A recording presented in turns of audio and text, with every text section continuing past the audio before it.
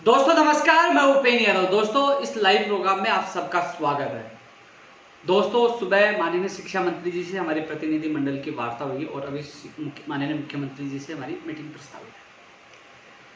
लेकिन किन किन मुद्दों को लेकर वार्ता हुई मैंने कल आज सुबह आपको पोस्ट में बताया था, लेकिन क्या क्या वार्ता हुई वो इस लाइव में चर्चा करेंगे। लेकिन उससे पहले मैं कुछ आप लोगों से रूबरू होना चाहता हूँ और आप लोगों की जो सोच है, सोशल मीडिया की हो चाहे कॉल और मैसेज की, 1 मिनट में आप परिणाम चाहते हो। आप चाहते हो कि मुलाकात होते ही आपके हाथ में परिणाम आए।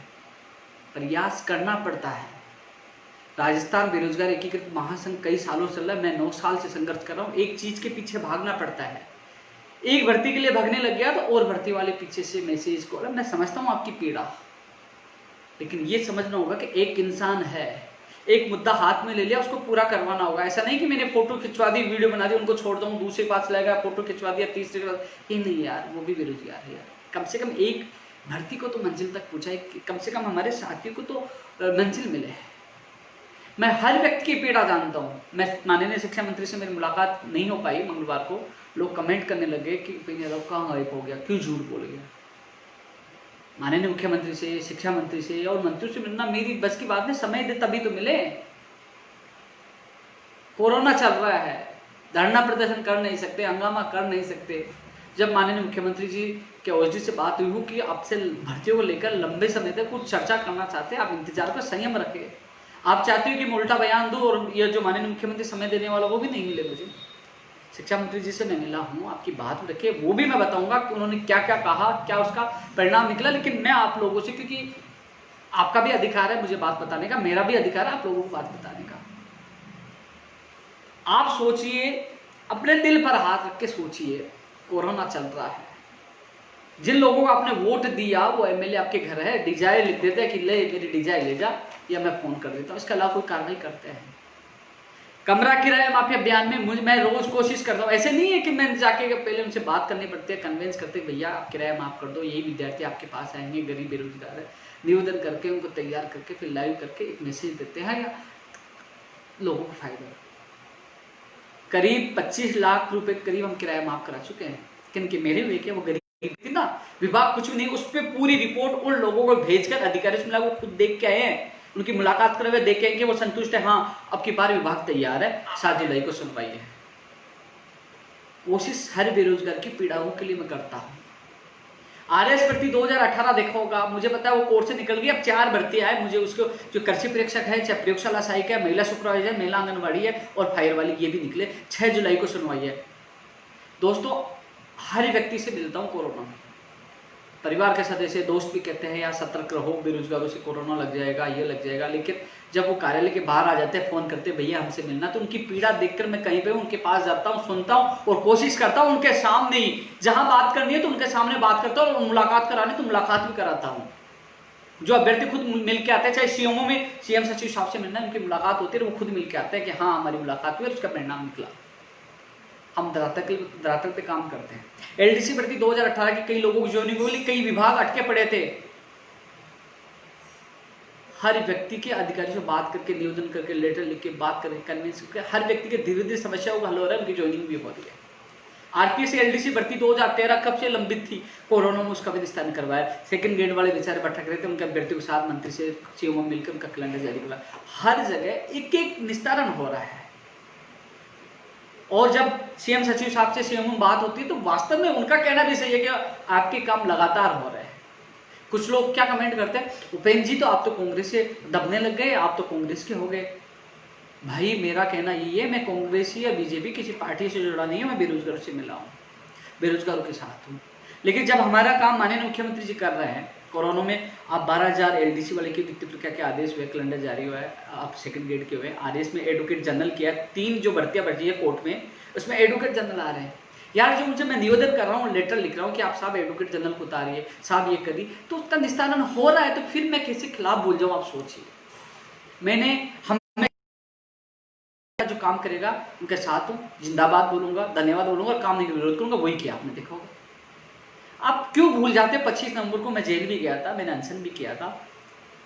मैं सच्चाई के लिए लड़ता हूँ यार, मैं आपका साथी हूँ। किसी पे आक्षेप लगाना सोचने से पहले सोचना चाहिए कि आपके लिए इस कोरोना में कौन भाग रहा है, कौन घर से निकल के जा रहा है। रीड के अभ्यर्थी कहते हैं कि भाई मीटिंग का क्या, भाई आपके लिए कौन आवाज उठा रहा है? आप सोशल मीडिया में उठा के देखिए, एक व्यक्ति मैं हूं चिल्ला चिल्ला के कहता हूं। साई जो लगातार कई सालों से मेरे से जुड़े उन व्यक्तियों को पूछना, वो व्यक्ति मैं ही था कि भर्तियों की मॉनिटरिंग की जाए, भर्तियों की मॉनिटरिंग की जाए, भर्तियों की मॉनिटरिंग की जाए। हर डिबेट हर चैनल पर चला चला के बोलता था। उसका परिणाम हुआ कि माननीय मुख्यमंत्री जी हर महीने भर्तियों की कम से कम वो मॉनिटरिंग कर रहे हैं। इसके अलावा मैं ही पहला व्यक्ति था जो चिल्ला चिल्ला के कहते थे कि भर्तियों का कैलेंडर जारी हो, कैलेंडर जारी हो, परीक्षाओं का कैलेंडर जारी हो। आरपीएस अधीनस्थ बोर्ड ने कैलेंडर जारी किया। आप सोशल मीडिया के वो वीडियो, वो डिबेट उठा के देखिए कि कौन चिल्लाता आप लोगों के लिए। लेटर तो मैं भी लिख के देख सकता हूं, लेकिन लेटर लिखने के बाद मॉनिटरिंग करना, अधिकारियों से बात करना, उनसे मिलवाना, उनसे बात करना, भागना दौड़ना, ये सब कुछ आपके लिए हम करते हैं।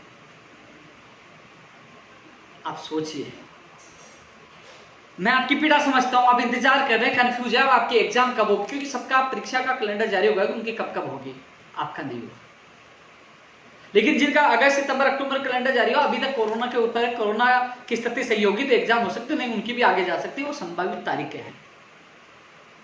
और जो कमेंट आ रहे हैं उन भर्तियों को लेकर भी मैं जवाब दूंगा। लेकिन बात ऐसी है कि कम से कम अपने दिल पर हाथ रख के सोचिए।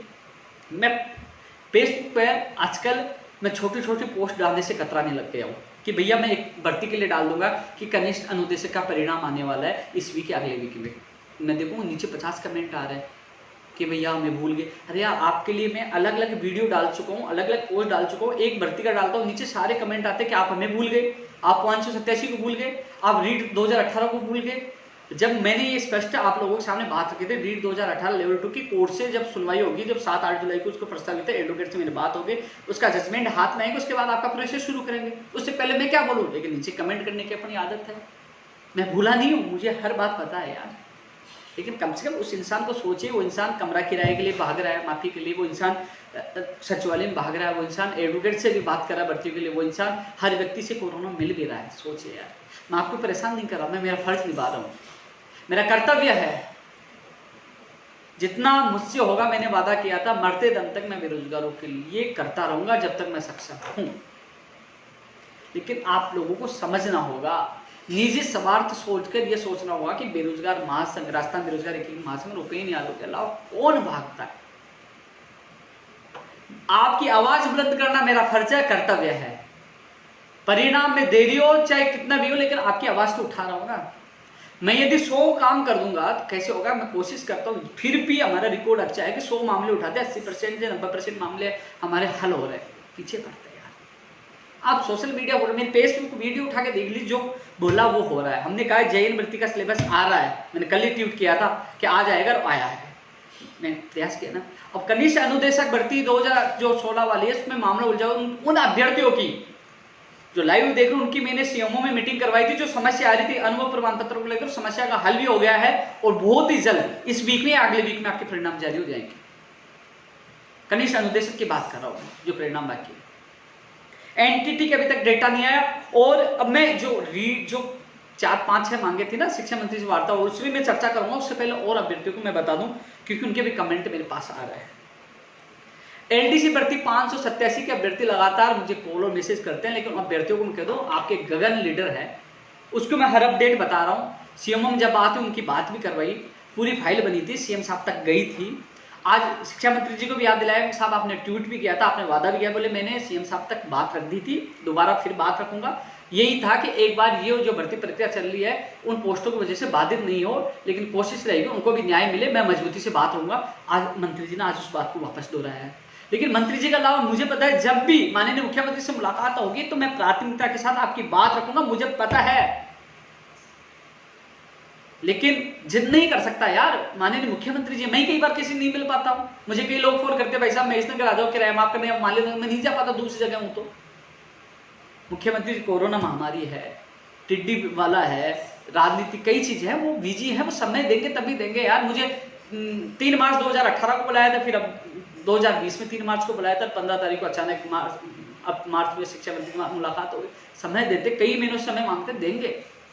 और जब समय देंगे तो मैं वादा करता हूं प्राथमिकता के साथ जो मेरी बहन है एनएम जीएनएम की स्पेस, उनसे निवेदन है, आपके बहुत कमेंट आते हैं एनएम जीएनएम नर्सिंग भर्ती वाले, मुझे आपका मामला पता है। 6719 पद एनएम के और जीएनएम के 4514 पद और 587।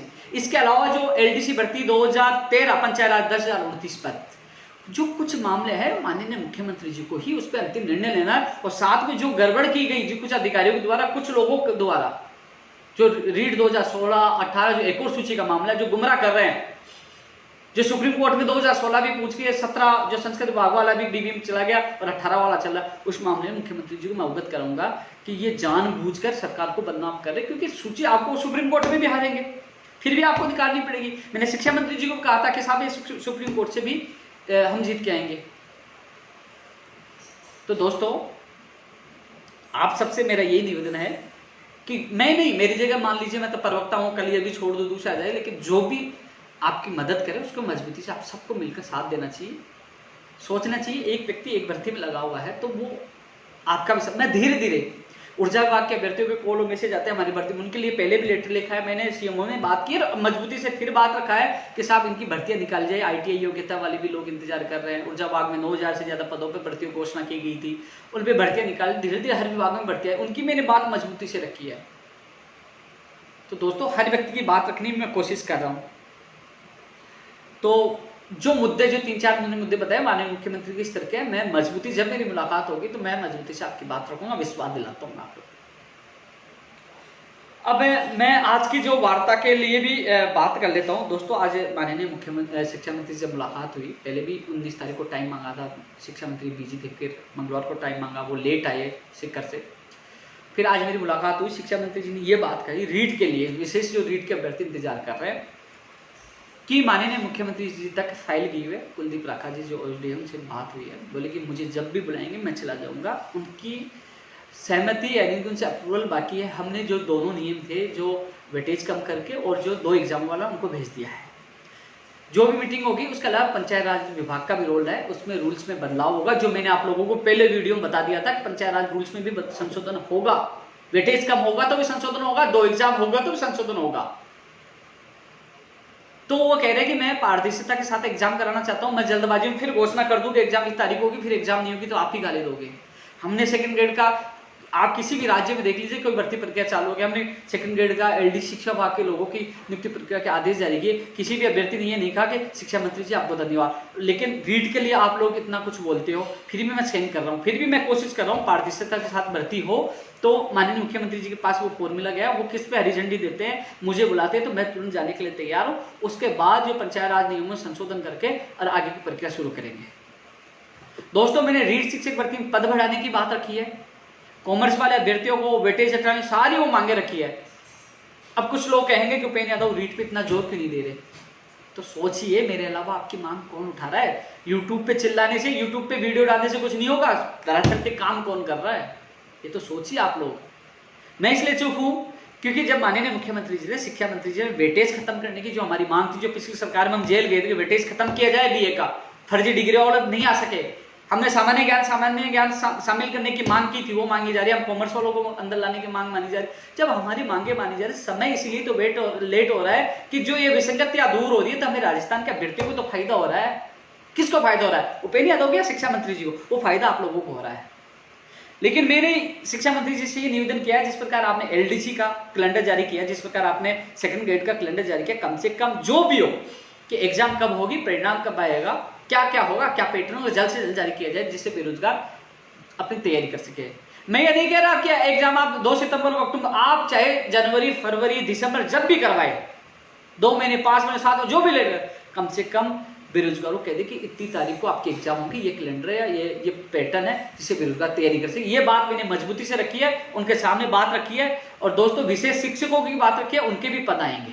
विशेष शिक्षक वाले मुझे मैसेज करते रहते, तो आपकी मैंने दोस्तों, मेरा प्रयास था आपके लिए आवाज आकर बात रखी है। और इसके अलावा सीएमओ के CM सचिव साहब से भी मैंने बात रखी थी। मैंने कहा साहब, आपने भर्तियां निकाली है, पूरे राजस्थान के बेरोजगारों ने धन्यवाद दिया, वाई का आपको दी है कि वास्तव में सरकार वास्तव निकाली है। मैं भी मांगूंगा मैं धन्यवाद क्यों दे रहा हूँ कि अन्य राज्यों में भर्ती प्रक्रिया रुक गई, लेकिन इस सरकार को धन्यवाद दे रहा हूँ कि लगातार माननीय मुख्यमंत्री मॉनिटरिंग करें, भर्तियां निकालें। चाहे शिक्षा मंत्री जी को भी धन्यवाद है, कम से कम सेकंड ग्रेड और एलडीसी भर्ती 2018 का कैलेंडर जारी किया। जहां गलत होगा हम विरोध भी करते हैं, लेकिन बात ऐसी है कि समय लग रहा, मुझे पता है। मैं आपकी बात मजबूत है, आपकी पीड़ा रख के आऊंगी, वो परेशान है, दुखी है कि जल्द से जल्द ये भर्ती प्रक्रिया कैलेंडर पैटर्न सब जारी हो, पद भी बढ़ाए जाए। शिक्षा विभाग में बहुत पद खाली है। सीएम सचिव साहब को मैंने कह दिया था, साहब आपने भर्तियां निकाली, धन्यवाद है, लेकिन कम से कम ये पैटर्न जारी नहीं होने से, विज्ञप्ति नहीं जारी होने से बेरोजगार आपने जो अच्छा किया वो भी उस पर भी पानी फिर रहा है। मैंने अच्छी तरह मजबूती से आपकी बात रखी, कभी मैं झूठ नहीं बोलता, जो बात रखता हूं वही आपके सामने बोलता हूं। तो दोस्तों थोड़ा सा आप इंतजार करो, केवल मुझे आपकी बात रखनी थी, मैं बात रख के आया हूं। अब उन्होंने जो समस्या, क्योंकि आदमी वहां थोड़ा सा, मान लीजिए मैं कमजोर क्यों पड़ जाता हूं, कमजोर इसलिए पड़ जाता हूं कि मेरी मांगे मानी जा रही है। मैंने मांग की आरएस भर्ती, कृषि प्रशिक्षक, महिला सुरक्षा में एडवोकेट जनरल किया जाए, किया। हमने मांग की कि वेटेज खत्म किया जाए, जीके जोड़ा जाए और जो कॉमर्स वाले शामिल किया, उनको मान रहे हैं। हम मांग भी बनवाए और फिर उल्टा भी बोले, तो वो देखो अच्छा नहीं लगता। हम प्यार से ही काम करवा सकते हैं। जब शिक्षा मंत्री जी वार्ता करने के लिए तैयार है, माननीय मुख्यमंत्री मिलने के लिए तैयार है, तो फिर हमें जिस प्रकार वो पॉजिटिव हो, तो उसी प्रकार हमारा काम के लिए हमें हमारा व्यवहार रखना चाहिए, धन्यवाद भी देना चाहिए और साथ भी रहना चाहिए। अभी कोई चुनाव नहीं है, मैं ये नहीं कह रहा आप वोट दो, लेकिन जिस प्रकार जो समस्या चल रही है वो सोचना चाहिए। तो रीट के लिए आज मैंने बात की है, वो कह रहा है कि माननीय मुख्यमंत्री जी से जैसे ही हमारी जो भी पैटर्न होगा, मैंने हालांकि आपको इशारा कर दिया था, जो भी पैटर्न होगा उस पर अप्रूवल मिलते ही जस्ट मीटिंग करेंगे, पंचायत राज के अधिकारी मौजूद होंगे, नियमों संशोधन कराएंगे और जल्द ही, क्योंकि अभी मैं कैसे कह दूं, मैं कैसे कैलेंडर जारी कर दूं कि माननीय मुख्यमंत्री जी किस पैटर्न को अलाउ कर रहे हैं।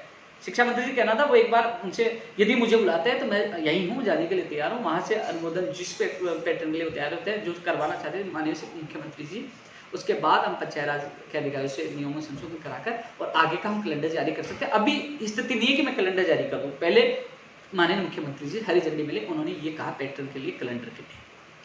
तो दोस्तों मैंने सीएम सचिव साहब से बात की है और मैं आप लोगों को विश्वास दिलाता हूं कि मैं पूरी प्राथमिकता के साथ प्रयास करता रहूंगा कि जल्द से जल्द इसका पैटर्न, विज्ञप्ति, परीक्षा तिथि भी जारी हो और पदों की संख्या भी बढ़ाई जाए और तमाम विसंगतियां भी दूर हो। आप किसी के बेखाम नहीं है जो यूट्यूब चैनल पर डालते हैं कि मैं ऐसी तैसी कर दूंगा, मैं ये कर दूंगा, आप उसको उठा के देख लीजिए, कुछ नहीं करने वाले।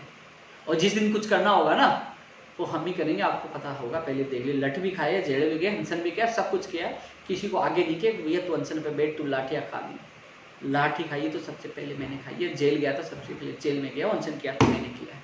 और जिस दिन नौबत आएगी तो आपका भाई आगे रहेगा, आपको आगे नहीं आने देगा, आप तो पीछे रहोगे। लेकिन जब सरकार सुन रही है, बुला रहे, वार्ता कर रहे हैं, जब सकारात्मक चल रहा है, क्योंकि सकारात्मक जब हमारी विसंगतियां दूर हो रही, तो दोस्तों हाथ जोड़ के निवेदन है कर रहा हूँ, वो आपका ही फायदा हो रहा है, उपेन्द्र यादव का नहीं, आपकी विसंगतियां दूर हो रही है। वो समय आने पे पता चलेगा कि आपको क्या लाभ हुआ। दोस्तों ये रीट को लेकर मैंने आपको जो वार्ता हुई मैंने बता दिया मुख्यमंत्री जी से, वो जो भी होने के बाद शिक्षा मंत्री कहा वो रूल्स में जो भी होना वो सारी चीज़ें मैंने बता दी, जो विसंगतियां वो मैंने बता दी। कंप्यूटर शिक्षक भर्ती का भी विज्ञप्ति जारी हो, नई स्कूल व्याख्याता भर्ती, स्कूल लेक्चरर। तो दोस्तों इस कंप्यूटर शिक्षक के लिए कहा कि हमारी सरकार की इच्छा शक्ति है कंप्यूटर शिक्षक भर्ती आई, लेकिन हम इसका कंप्यूटर शिक्षक पद का कैडर बन रहा है, नियम बन रहे हैं, थोड़ा सा उसमें समय लग रहा है, आप संयम रखो, हम भर्ती निकालेंगे, लेकिन मैं आपको नहीं बता सकता भर्ती कब आएगी। जब नियम बन जाएंगे, माननीय मुख्यमंत्री से स्वीकृति मिल जाएगी, उसके बाद हम जरूर भर्ती निकालेंगे, आपको बता देंगे। उन्होंने ये कंप्यूटर शिक्षक भर्ती के लिए कहा है। दोस्तों हम लगातार मांग कर रहे थे पिछली सरकार में कंप्यूटर शिक्षक भर्ती निकाल दी, लेकिन 5 साल निकल गई, कम से कम कैडर बन रहा है। कई लोगों ने ज्ञापन भी दिया कि ये होना चाहिए, ये नहीं होना चाहिए, तो सभी विचार चल रहा है। तो शिक्षा मंत्री जी ने कहा कि कंप्यूटर कैडर बनना, थोड़ा सा आप सहन करो कि उसकी विज्ञप्ति भी आएगी। नई स्कूल व्याख्याता भर्ती के लिए शिक्षा मंत्री जी ने कहा कि पहले डीपीसी होगी और डीपीसी के बाद पदों की गणना होगी, उसके बाद ही हम स्थिति हो पाएगी नई भर्ती की विज्ञप्ति निकालने के। बोले हम डीपीसी करेंगे, पदों गणना होगी, उसके बाद ही आपकी नई विज्ञप्ति जारी होगी स्कूल व्याख्याता भर्ती की। उससे पहले ये भर्ती है, इस प्रोसेस में जब तक ये भी लगभग अंतिम स्तर पर आ जाएगी। ये शिक्षा मंत्री जी ने नई स्कूल व्याख्याता भर्ती के लिए कहा है। प्रयोगशाला सहायक भर्ती के जो शिक्षा वाक्य उनके लिए कहा कि 6 तारीख को जो सुनवाई है, एडवोकेट जनरल साहब आ रहे हैं, प्रयास ये रहेगा कि 6 तारीख को निस्तारण हो, जिससे हमें नहीं शिक्षा विभाग में प्रयोगशाला जो है जो लैब असिस्टेंट वाले जो मिले हमें, तो दोस्तों प्रयोगशाला सहायक भर्ती के लिए भी उन्होंने पॉजिटिव रिस्पॉन्स दिया है। आरएस भर्ती वाला आपके सामने हो गया, हम लगातार प्रयास कर रहे थे।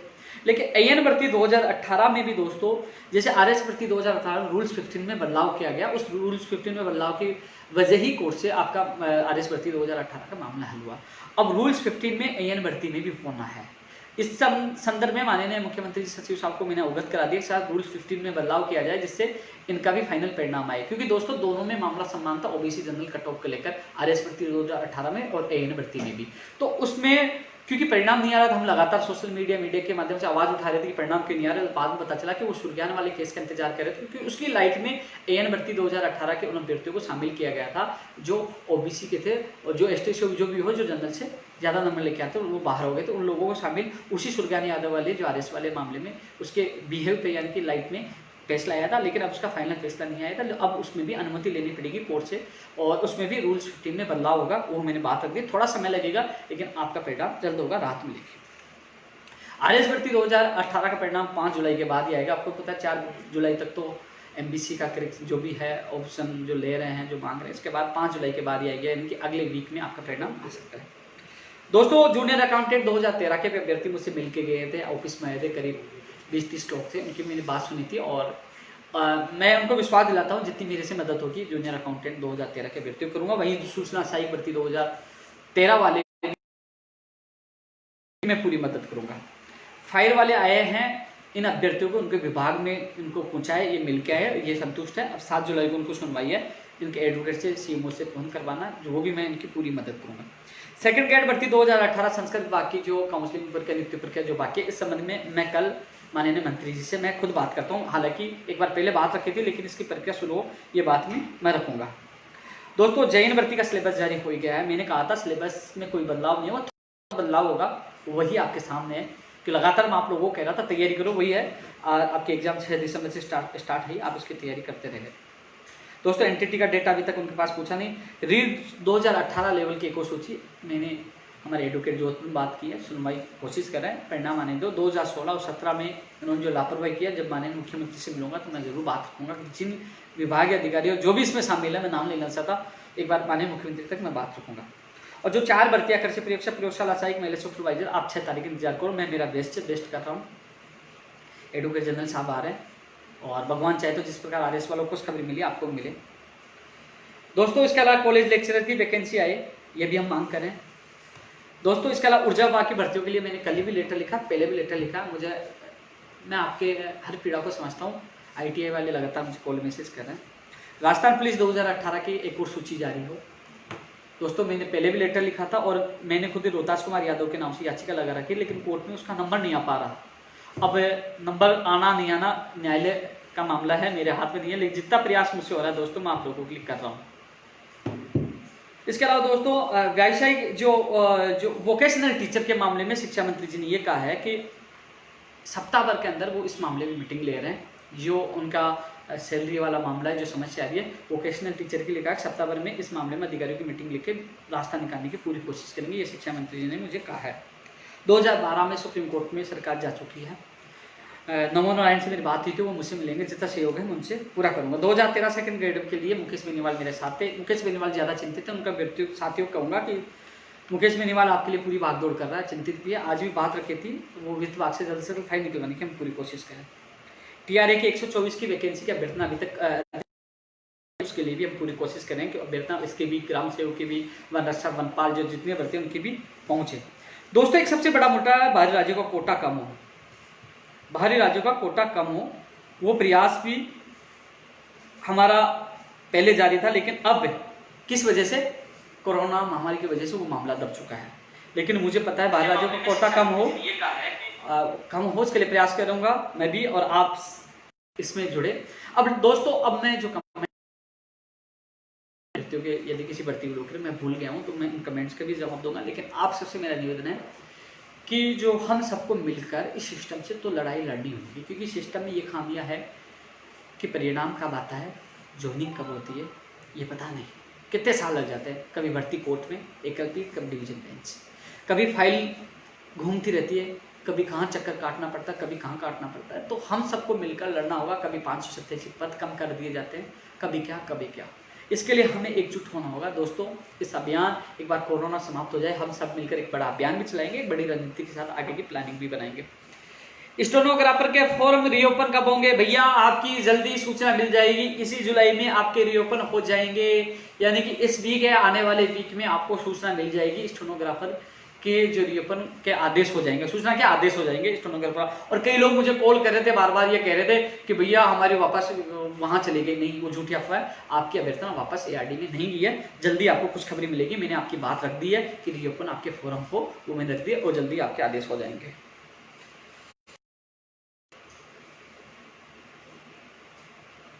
गोविंद शर्मा धन्यवाद। जी ने उनके लिए कह दिया, माननीय मुख्यमंत्री जब भी मुलाकात होगी मजबूती से आपकी बात रखूंगा मैं। RS भर्ती 2020 1100 ज्यादा पदों पे आएगी। इसकी अभ्यर्थना लगभग तैयार है। हम जल्द से जल्द लिखा है कि RS 2020 की विज्ञप्ति जारी हो। प्रयास करेंगे जल्द से जल्द इसकी विज्ञप्ति जारी हो। पूरा प्रयास करूंगा, इसमें पूरी ताकत लगा दूंगा और शायद हो सके तो तुम्हें जल्दी ही खुशखबरी मिल जाए। PTI की वैकेंसी आनी है जी। मैंने पहले लेटर लिखा था, PTI फर्स्ट ग्रेड और सेकंड ग्रेड की वैकेंसी आनी चाहिए। थर्ड ग्रेड की आई थी 2018 वाला, मैंने लेटर लिखा, दोबारा वो लिख दूंगा। मुझे पता है जो LDC भर्ती 2018 में शिक्षा विभाग की जो जिला आवंटन को लेकर काफी लोग शिकायत कर रहे हैं, उनसे मेरा हाथ जोड़ के निवेदन है, एक बार ज्वाइनिंग ले लीजिए।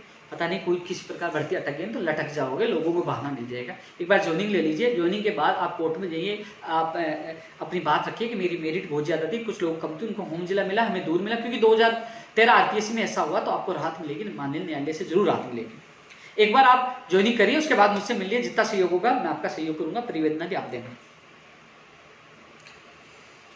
मुझे लगता है अधिकतर भर्तियों के नाम मैंने बोल दिए हैं। भाई कॉल कैसे आ गया?